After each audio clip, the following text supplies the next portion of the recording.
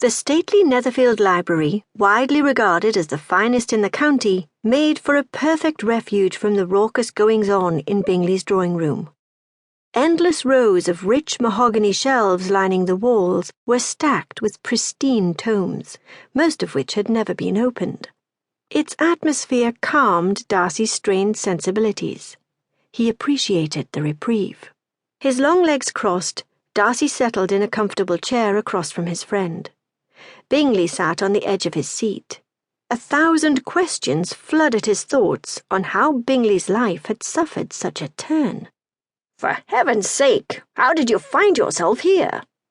Netherfield Park is a fine estate, do you not agree?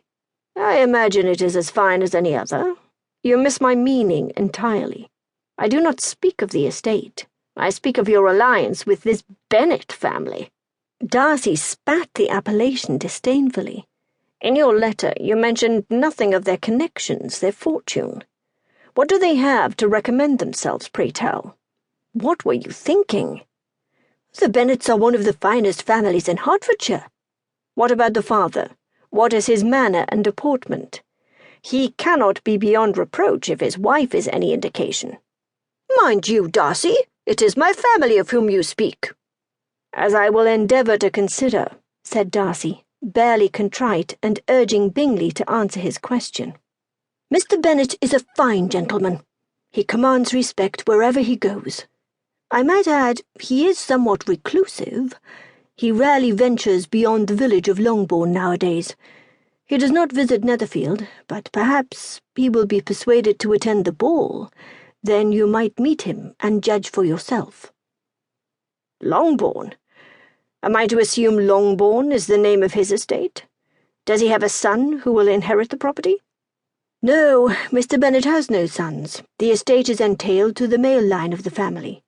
Jane's cousin, Mr. Collins, will inherit. My God! Do you mean to say you are one heartbeat away from supporting the lot of them? Indeed I am, if you choose to see it as such. What were you thinking in taking on such responsibility? You spoke with my Jane. Tell me that you do not think she is an angel. I grant you that she is pretty. Her family, on the other hand, is quite another thing altogether. Darcy thereafter went on to explain that he had found them unrefined, vociferous, ill-mannered, and unfashionable. But what about Jane's sister Elizabeth? I dare say she is pretty as well. I think tolerable best describes her, Darcy quipped. Elizabeth. Tolerable? Surely you jest. I would not be as fastidious as you are for a kingdom. Indeed, Darcy had found it hard not to admire her. I stand corrected, my friend. I seldom have beheld anyone more stunning than she.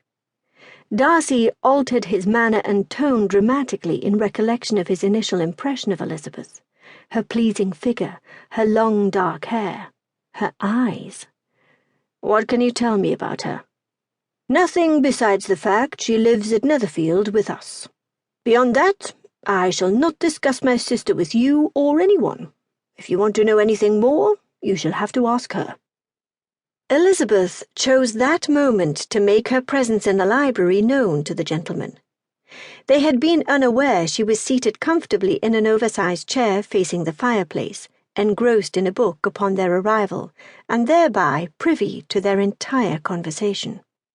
Whatever does he mean in questioning my brother on my situation? Saying on the one hand I am tolerable, and on the other hand I am stunning. The insolence of that man! I shall have to keep a sharp eye on him. Elizabeth approached the gentleman, obliging him to stand. He has a satirical eye. If I do not begin by being impertinent, I shall soon grow afraid of him. Mr. Darcy, she stated. She curtsied and quitted the room. Darcy's mask of indifference belied his embarrassment. She had heard everything. Either she was offended because he first referred to her as tolerable, or she was flattered because he had described her as stunning. Neither of the two bode well in his opinion.